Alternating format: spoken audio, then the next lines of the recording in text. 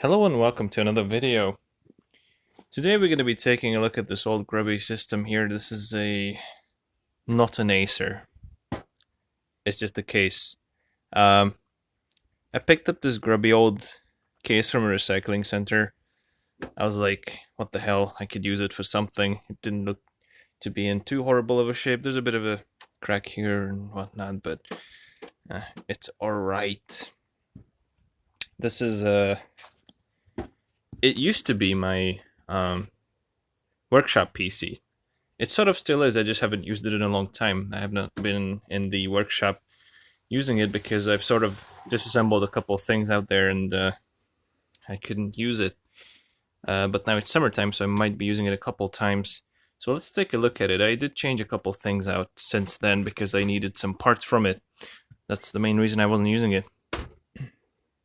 As you can see, it currently does not have a central processing unit inside of it. Excuse the dirt and stuff like that. This is kind of like my go-to room if I need to stash anything. Just like, you know, a bunch of parts, computer parts, all kinds of parts. I'm really just using it as storage, and doesn't really get a lot of love. But yeah, I decided to work on this computer here. So, yeah, as you can see, there's no CPU in it because I was using the CPU for a Dell Optiplex system that I got. But I already have the CPU for that system. It just came in the post, so I can put the original CPU back in that I used with it. Now, I'm going to change up a couple more things. So, I've also taken out the video card. It had in it a Radeon HD 7770, which did pretty well. I even streamed on it a couple times using AMD VC, and it's a pretty good video card for that.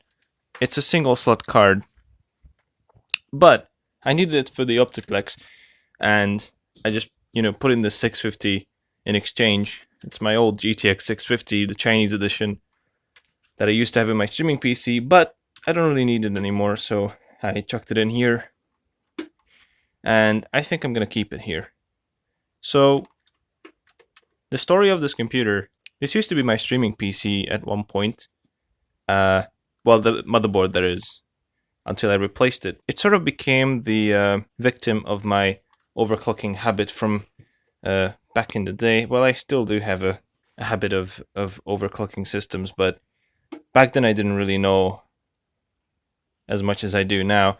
And so the story, long story short, is that this motherboard is kind of a budget system. I've had it since 2010.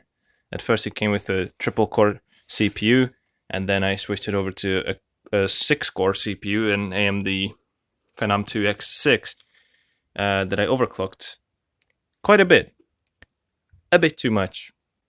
And so it was, I was just testing the limits of the system, and I really shouldn't have. I could only dial in about a 3.5 gigahertz overclock, which is still pretty decent. I still actually have the same exact overclock in my current streaming PC with the same CPU. But this motherboard only has a 4+1 phase, or rather had a 4+1 phase CPU VRM system. If we take out this pin here, right here, you might be able to see what I'm talking about.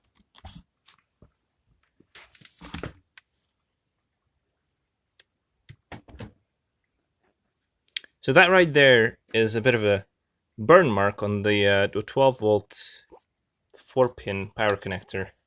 So this system only has a 4-pin power connector, whereas, for decent overclocking, you should be using an 8+2 instead of a 4+1 like I did. But of course, since then I've learned from my lesson. My current streaming PC does have an 8+2 phase motherboard, so I could even overclock it higher than 3.5, but I just chose not to. Now, the miracle portion about this system is that not only did it cost me absolutely nothing because I'm just building it from leftover parts, even the case cost me essentially nothing. The crazy thing is that even with this blown VRM, if I flip the motherboard around, but I'm too lazy to do that, I'm going to take out the motherboard for that, you would see that there is a burnt VRM on the back. One of the VRMs have actually popped.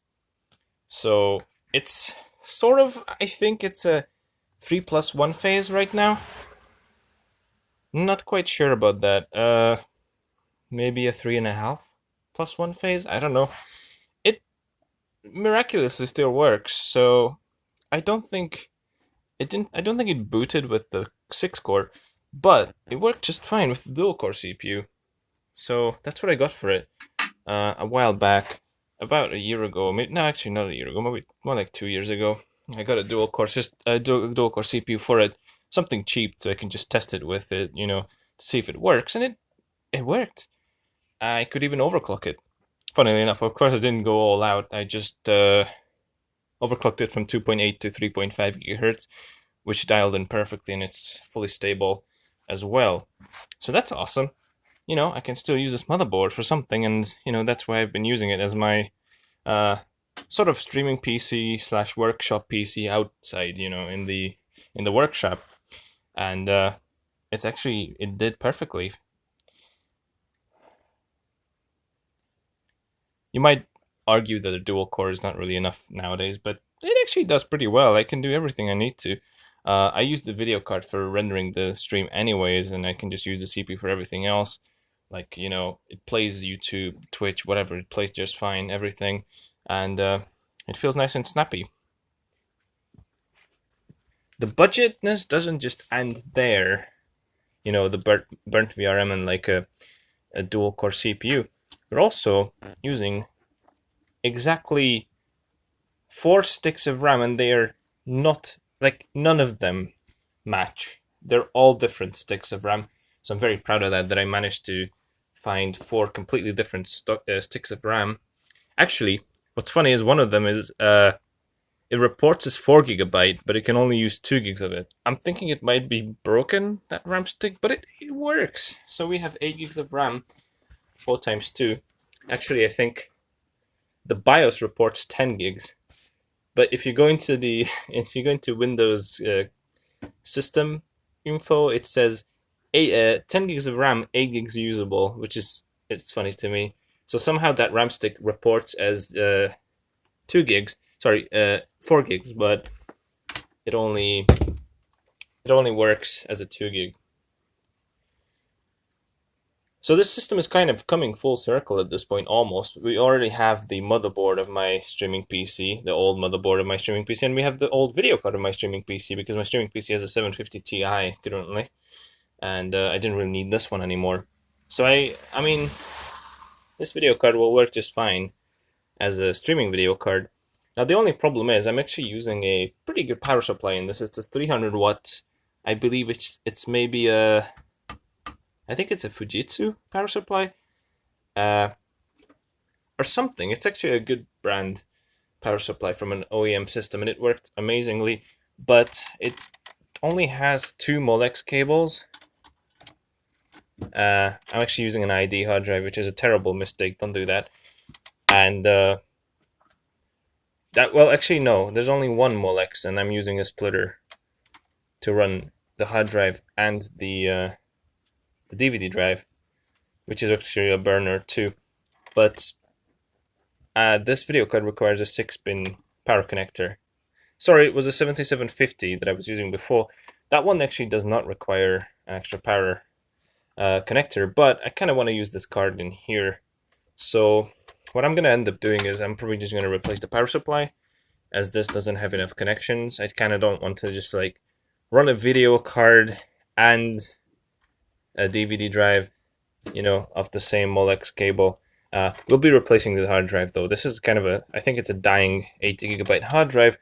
I'm gonna be cloning it, and we'll be putting a notebook hard drive in here, because I have a bunch of those. I've got an 80 GB hard drive to replace this 80 GB hard drive. Just gonna clone it, and then we're gonna have a nice fresh, and actually finally a quick hard drive compared to this ancient IDE thing, which takes about probably 4 minutes or something to boot the system. It's running Windows 10. So yeah, that's what's on the on the program today, so it's kind of a shame that I have to replace this power supply just because of how good it is, but it just doesn't have enough connections for this system. I might end up going back to it eventually if I don't like the way it is, but I'm just gonna try my luck with this. I've got this essentially brand new Cst power supply. This is a piece of crap. It's very lightweight, but it has all the connections that I need. It's got a 24 pin, it's got a 4-pin CPU power, and it's got a 6-pin PCI Express as well, so I can use that. This one is rated at 450 watts, which is a lie. It's got around 240 watts on the 12-volt rail. 240 watts. It is 20 amps at 12 volts. So yeah, it's about a 240 watt power supply roughly. But it should be enough for this system, I think. This one is a 300 watt. We'll see if it works out. I mean, this video card does use a bit more power, but not that much. I think it's like the original card was a 7750. I keep saying 70, but yeah, it was a 50. That one uses 55 watts. This one uses about... I'm not sure off the top of my head, but maybe like 90? 95? I'm not sure. Maybe only like 75, which is... I'm wondering why it even needs that connection, but yeah, we'll see. And actually, there was originally this motherboard was driven by a Corsair 750 power supply, and it's still fine. It does have slightly charred connectors because I mean that's a beast, and it just put so much power through these connections that it just burnt the plastic, but it thankfully still works. So I still have that laying around. Anyways, yeah, let's get to it. Actually, first I'm just gonna put the processor in, and then we're gonna see if the system works without the 6-pin power, because this is a Chinese card, you can never know, but I don't think it's gonna work. And then after that, we're gonna replace the power supply. So don't judge me, but I'm running super low on thermal paste. So I'm just gonna sort of leave what's on the CPU. I've applied it not too long ago, so it should be still fine. And yeah, I think we're gonna have to add just a little bit, but like I'm not joking. This is literally almost all the thermal paste I have laying about, so I'm just gonna squeeze this out. This is like an ultra budget build, just leftover thermal paste from a baggie. I've already ordered more, it just hasn't arrived yet. Hope it's gonna come soon, because I'm really essentially out of thermal paste. But I really wanted to check out the system. So I got some time to work on it. Alright, this should be good enough. Now all we need to do is just put this original AMD heatsink back on. Oh yeah, oops, I forgot to close the thing. I'm silly. Alright, just put this back on.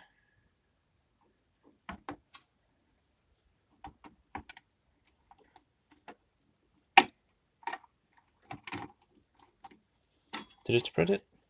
Okay, it should be good. Put this heatsink back on.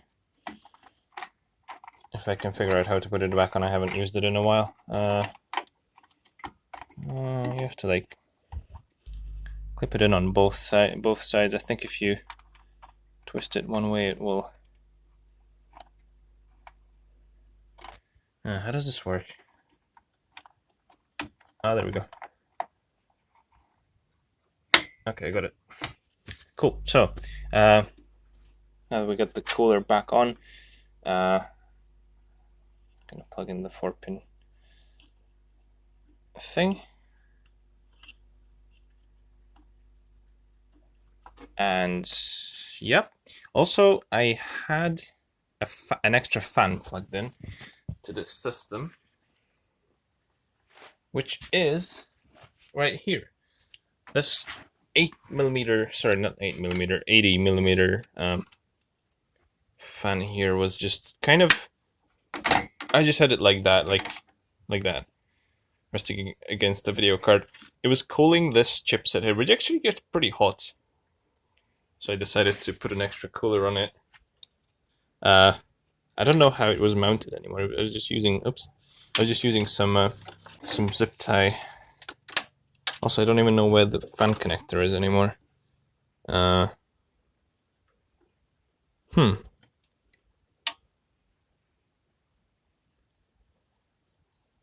Is it?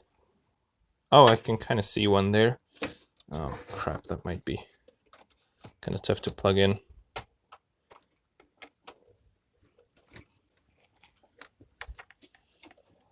Now, the thing is, I don't know why, but I kind of remember the 650 only using like 75 watts, which is what the PCI Express ports are rated at. 16 ones.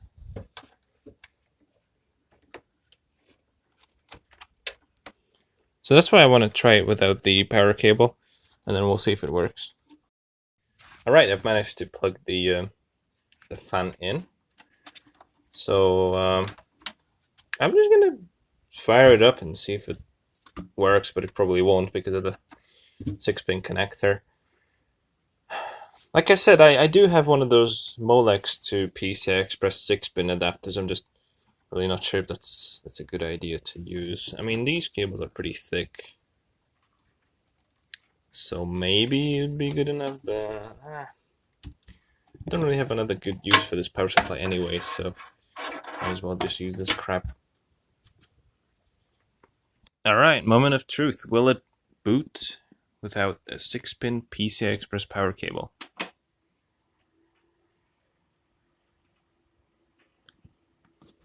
I'm gonna say no. Oh yeah, it doesn't have like doesn't have a beeper. Well, it's not. I don't know. I have plugged it in, but I'm not seeing anything on the monitor. So it's. Wait, is it actually booting? That's weird. Oh. Wait a sec. Oh, it might be using the internal video because of that. Oh, that's unfortunate. Because now it's going to take like 5 minutes to boot. Oh well. I'll be back when it's done, and then we'll do something about it. Alright, I've successfully shut down the system. And you know what? Screw this 650. I don't want it in there. I'm gonna put the old 7750 back in. I think this might be quicker than that. Maybe? Is it? I'm not quite sure. I don't know which one is quicker. I guess this is probably quicker. So this is the Chinese 650. This is actually a 650. Like, it's not a fake one. They're actually using a... They're actually using a genuine 650 chip on it. The memory is a bit overrun on it. You have to, at least for this one, I have to lower the memory speed because it artifacts just a tiny bit. Like on NVENC video, you can see like horizontal lines occasionally. I'm gonna put the 7750 back in because what the hell? I don't really need to use this in like other systems right now. I was thinking, you know, I needed to use it in the Optiplex because it's a single slot card, so that's kind of cool. But honestly, I don't really need it anymore because that system has another card now. That's single slot, or at least I made it to be. More on that later. Why does it not want to go in? Is this? It doesn't even have like a holder tab there. I'm like really paranoid about these connectors now, especially on this system. There's a story behind why I have a single slot 7750. Well, I got lucky and found one, but I was actually looking for one, kind of. So what happened? So like I said, this was my streaming PC, not the case, but like the motherboard was my streaming PC, and what was the video card I had? I think I had the 4850 in it, AC4850, which was, I mean, pretty useless at the time, but I was using CPU encoding for streaming at the time, and it was okay, even with the 6-core CPU, which is not really okay anymore for streaming. It can still do 1080p 30 and 720p 60, but not really much more than that. Maybe if I overclocked it more. Anyways, so I have a habit of using Sound Blaster sound cards for audio because they sound amazing. I used to have an issue with where did I put the screw? I have the memory of a goldfish. I don't know where I put the screw. I just took out of it.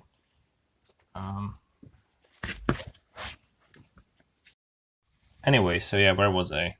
I found the screw. This single slot card. I was just looking around and I managed to find a 7750 that was single slot. That was pretty cool. Before this, I was using, like I said, a 4850 and a Sound Blaster sound card. Now, there was something wrong with the sound card, and I was getting another one because because I was swapping power supplies at the time. I was still using crappy power supplies, and therefore there was a lot of noise on the internal sound, and I discovered if I used the Sound Blaster sound card, all of that noise would be gone because it has really good. It had really good shielding against it. Now, while I was swapping cards around, somehow this PCI port, one of the pins, bent on it, and that's the only PCI port you can access with a dual slot card. And I wanted to keep using Sound Blaster cards. At first I tried bending the PCI ports, the pin, and it was working. But well, I was just like, okay, well, I'm just never gonna swap cards. It will be fine. But at some point, it somehow got loose. Either the connection broke or the card moved a tiny bit, and it was just a goner. The sound card died, I think, and I was like, okay, I can't use this port anymore. I need to use that one. So I bought a PCI extender. You know, one of those it like plugs into your PCI port, and then there's all the cables coming out, and then there's a connector, and then you can just plug your card in. It's a very ghetto solution, but I was like, okay, whatever, I'll try it. Because the card was absolutely huge. Like I have a huge cooler on that video card. Actually, I have it here. I can show you. So yeah, at some point I replaced the original cooler because the fan was going bad. It didn't even go bad, but I still did it. I don't know why. I could still put it back on and it would work.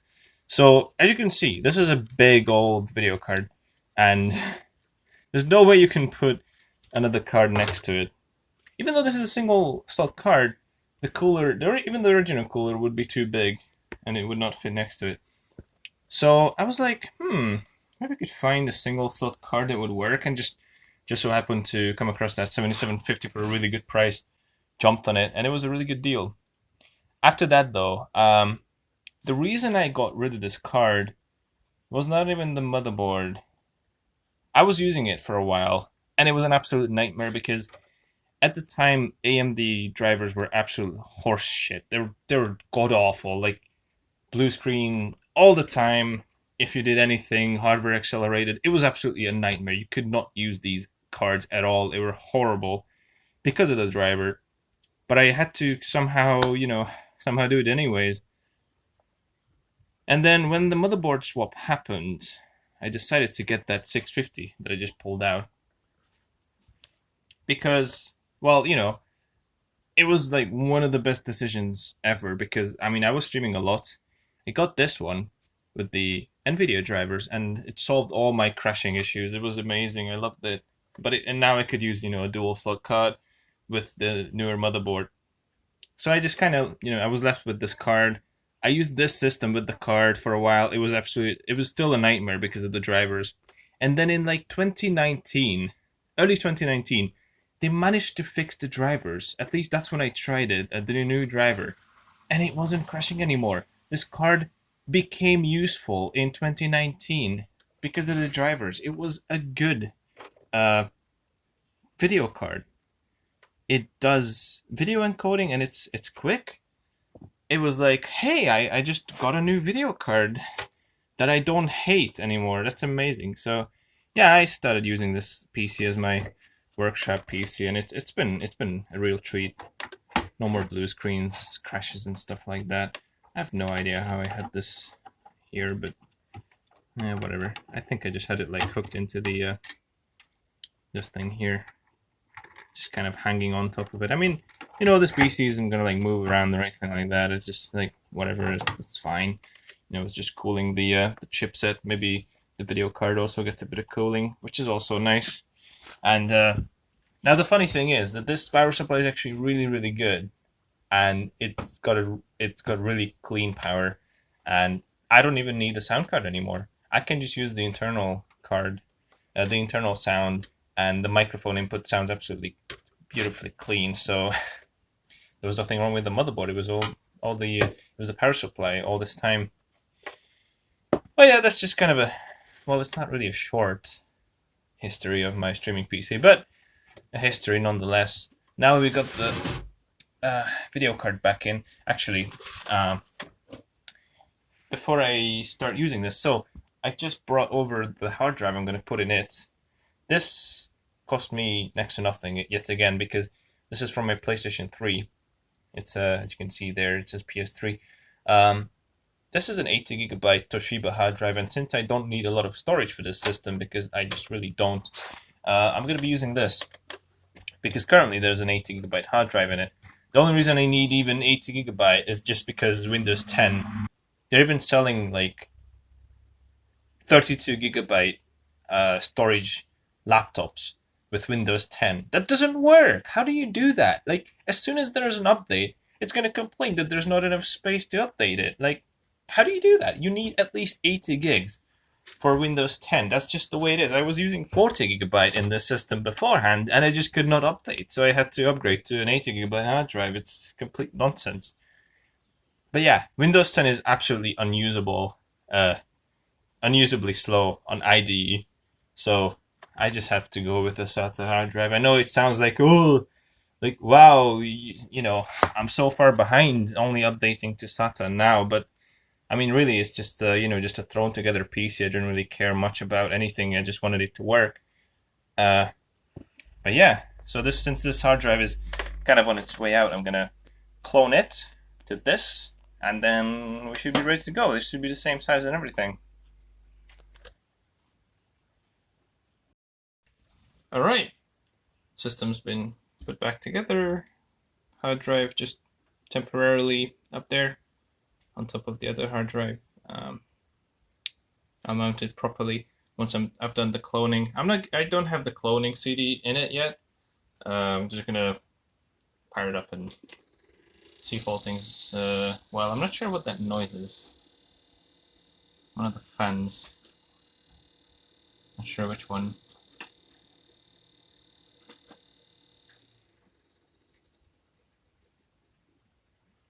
Is it?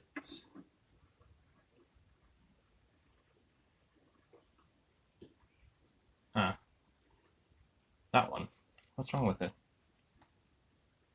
Is it just bad? It doesn't seem like it's hitting anything. It might have just gone bad. Or no. I don't think it's hitting anything. Whatever. It will work for now. At least we know it's that one. It's kind of loud because of that, but I just replace it with another fan. I have no idea what's wrong with it. I thought it was working just fine. So sorry about that. Alright, here we go. All things good. There's the overclock I'm doing on it. So it's a 3.5 gigahertz. It's got, 2 megabytes of L2 cache. I could potentially put maybe a 3-core or a 4-core in it, but I haven't really thought about it yet. This machine is okay. I don't really... whatever. It's fine. And they can see it says the DDR3, the second slot, the B1, it says 4 gigs. But it's actually a 2 gig stick. And yeah. It's 1 hour off because it's probably daylight saving or something. I think I'm just gonna unplug that fan for now because it's really annoying me. But yeah, here's the overclocking settings, 250 on the FSB. And we've got it on 1.4 volts.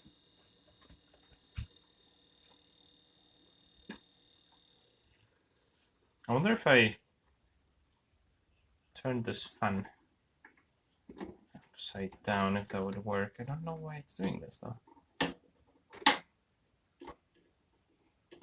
No, it's actually fine now, is it? Huh. So maybe it was hitting something then. Okay. I have no idea how I had it mounted. This is kind of awkward while I'm holding the camera. Hang on. Let me put you down.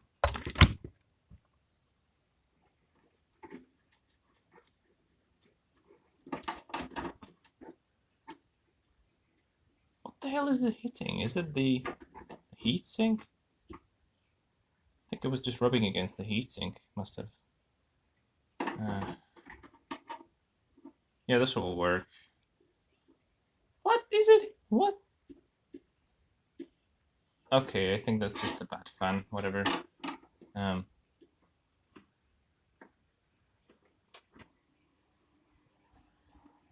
wait. Oh. Shit, it's gonna fall off.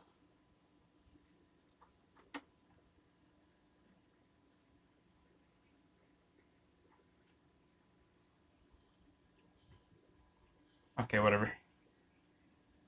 It's at least silent now. And yeah, we're booting into Windows 10. This takes an amazing amount of time to boot. And unfortunately, I'm not going to be able to show you because I'm running out of memory card space. But just look at it. This takes like 5 minutes to get to a point where I can actually start using it. And then starting different programs also takes a lot of effort, a lot of time, a lot of patience. But it'll get there. And once I've started programs, it's actually quite usable. That's why I didn't really bother swapping it. But I've got this hard drive from a PS3, the 80 gigabyte one. It's actually essentially new. It's been used for about 40 days because the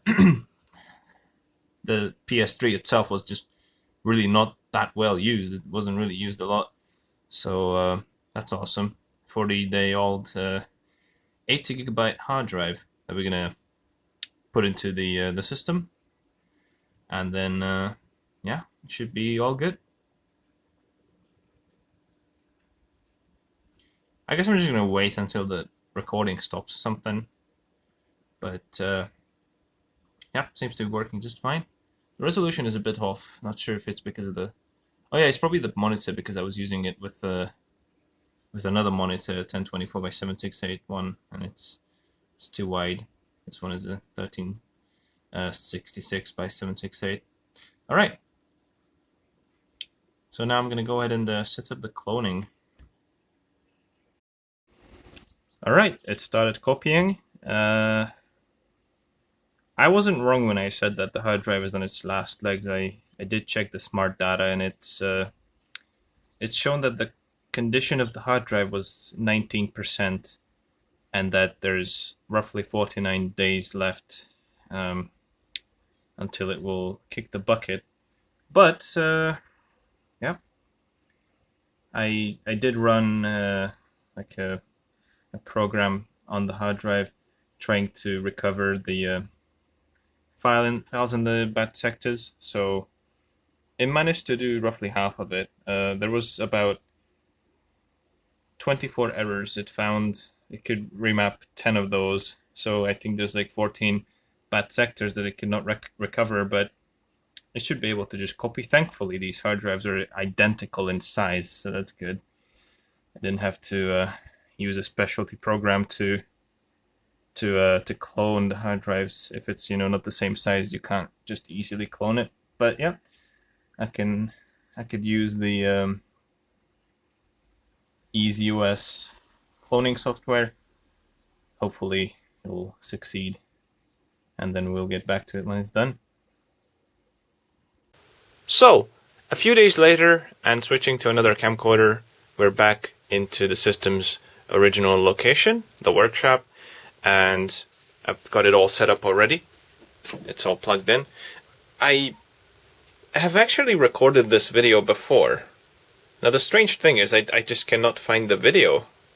I do not know where it went. I remember distinctly recording this after the cloning process has completed, but I could not recover these files. I have no idea what happened to them. Maybe I have accidentally deleted them, I don't know.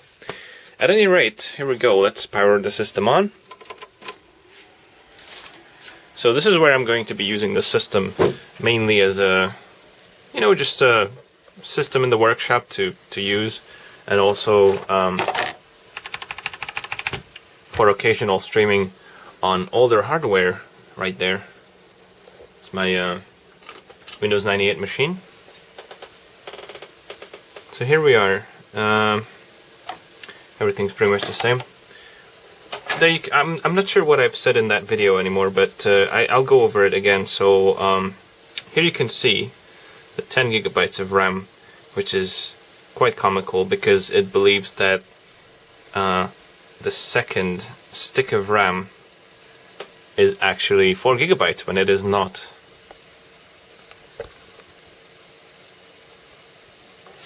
So we're just gonna proceed into Windows once I've shown you the settings I have. So for overclocking, these are the settings I'm using.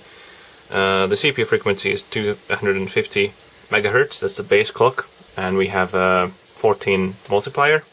This CPU is not a black edition, obviously, so you have to change the base frequency to overclock it. Alright, let's get out of the setup, and it's just gonna straight up boot into Windows 10 on our new hard drive. The boot times have definitely improved, and the general usability of the system as well. This, by the way, this monitor, this is what I've been using in the workshop. This is a Fujitsu Siemens. If I can zoom on it. Yep. New camcorder, I can finally zoom in on things and have it horribly out of focus. Isn't that lovely? Come on. How do I focus on it? Maybe I'm too close. Either way, that's a Fujitsu Siemens monitor. It was in horrible shape when I got it.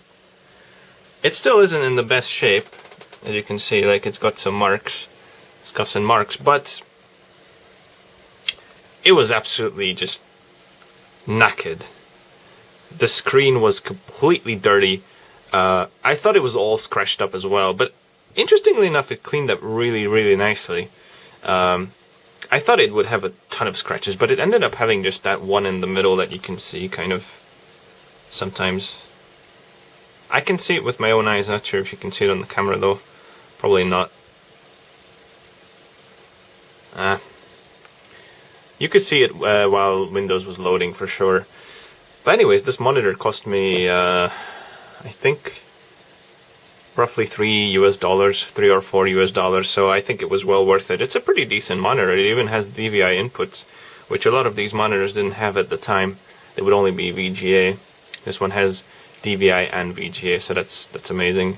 I'm currently using it on VGA though, because this monitor has some issues. It developed while it was hanging out with me. I'm not sure what is exactly wrong, but I get I get it to work much more stably if I use VGA than DVI. So there might be some sort of motherboard issue, but yeah, you know, it's a throwaway monitor. I'm not gonna bother too much about it. It works. So yeah, system booted up. Not all the icons are back yet. Still grinding away a little bit, but the new hard drive has definitely improved things quite a bit. Also, the operation has went from IDE to AHCI, so that's nice. We're gonna get much better speeds, and yeah. I have just let it run a bunch of updates as well, because it was probably very unhappy about it. I think it was still on like a 2018 build of Windows 10. I've also upgraded the AMD video drivers because I've not touched it in a long time. So now it should be able to stream using AMD VC, because I've booted up OBS as well, and the AMD VC option just disappeared. I think the reason for that is just because the driver was too old, so it did not function properly. But yeah, this system is really completely usable. We could like take a look at the system information, and I can show you the same exact issue that happens with the memory. But yeah, there you go. It there says that we have 10 gigabytes installed memory, but only 8 gigabyte is usable. That is just because of that one RAM stick that firmly believes that it's a 4 gigabyte stick. It's amusing to me. At any rate, that's it. Let's boot up OBS and see if the driver reinstallation functioned. If we have AMD VC back. For anyone that doesn't know what AMD VC is, it's a video encoding system technically. It's using the GPU, so it's using AMD GPUs. They, I believe, have a built-in chip for that. Oh look, you can see my voice going up and down from the microphone. So the GPU has like a built-in chip that does the encoding. It's sort of similar to NVIDIA's NVNC, but it's maybe a bit less well known, perhaps. But it actually, I think there's a couple benefits of using AMD VCE over NVNC. NVNC still uses the GPU's CUDA cores to render the video, whereas AMD VCE, also known as Video Coding Engine, it actually uses